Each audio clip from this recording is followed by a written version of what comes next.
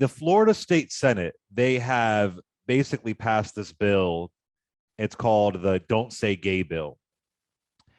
And it's this idea of a parent, a teacher, and I'm paraphrasing here, cannot mention sexual orientation or gender identity in school because it's bad for the child. All right.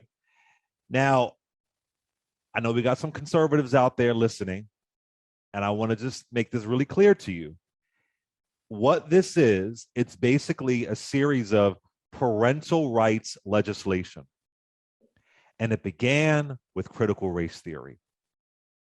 So for those that think, I don't like gay people, it began with critical race theory. And what have Amisha and I and countless of other Black folks in media have said about this?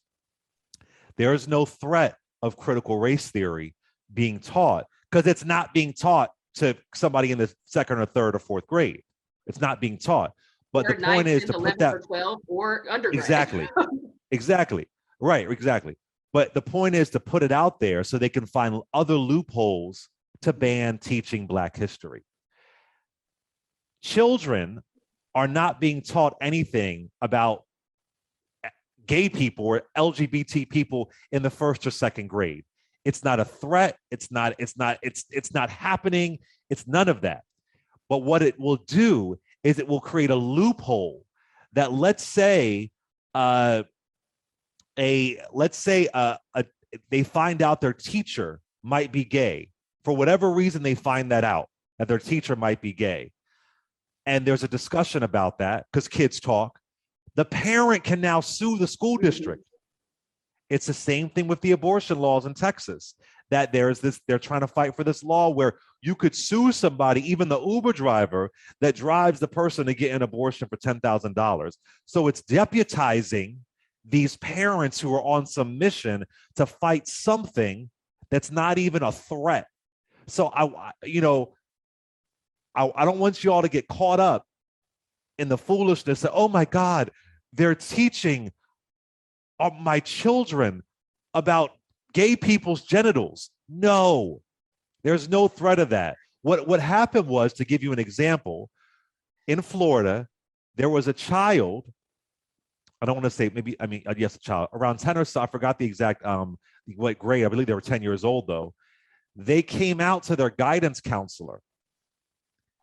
They said, I think I'm gay. I don't know what the exact language was.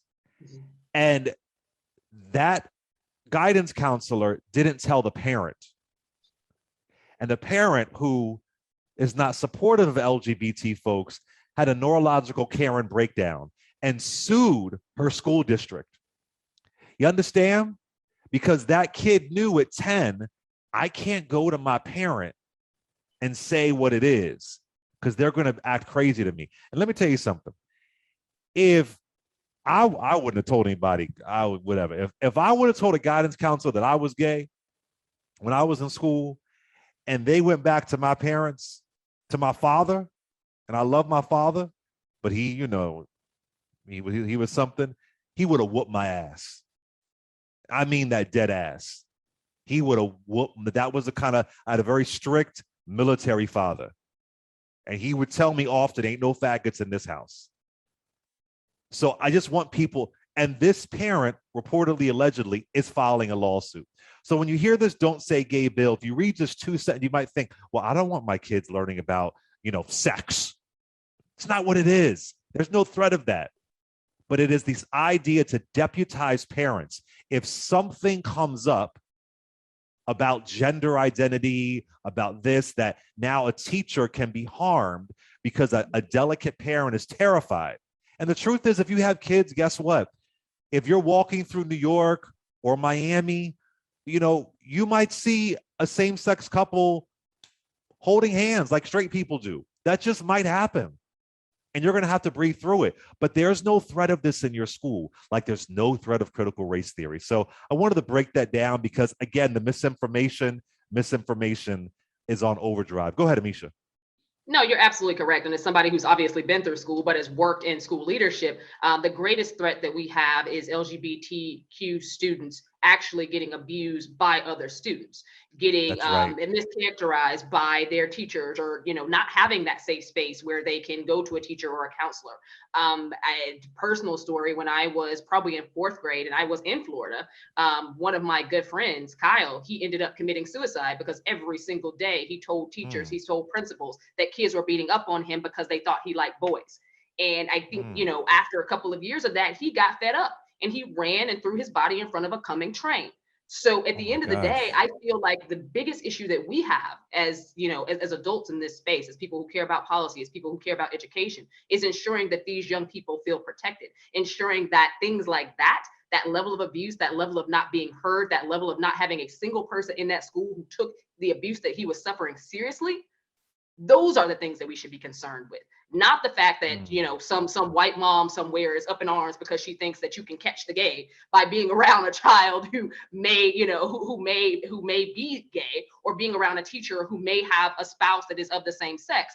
These are things that are completely outside of the realm of what is in anybody's curriculum. This whole argument isn't about curriculum. It never really has been. It has been about pushing the envelope for things that conservatives don't want to see. That includes African American history, Native American history, Mexican American history. That includes LGBTQ people in our schools and in our society. If it was up to conservatives across America, they would be on an island by themselves someplace, right along with Black folks and any other person of color.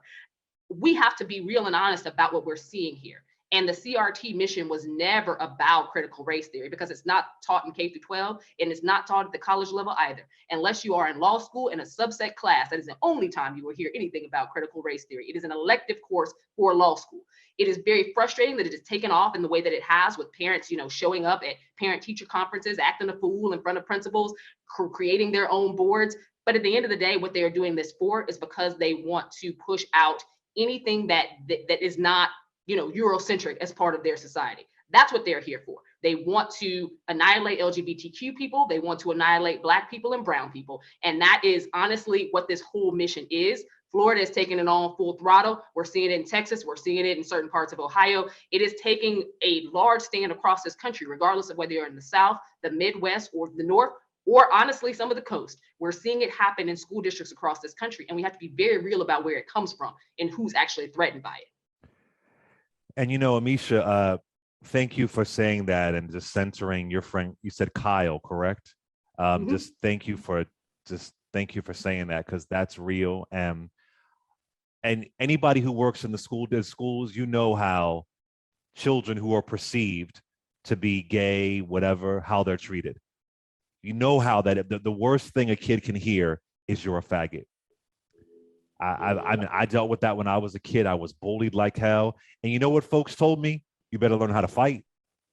You better learn how to throw a punch. That's what I was dealt with. So I would hope that if a kid is going through something, they could say something and not have to worry about not only being bullied by other students and sometimes teachers, but being bullied by legislation, you know?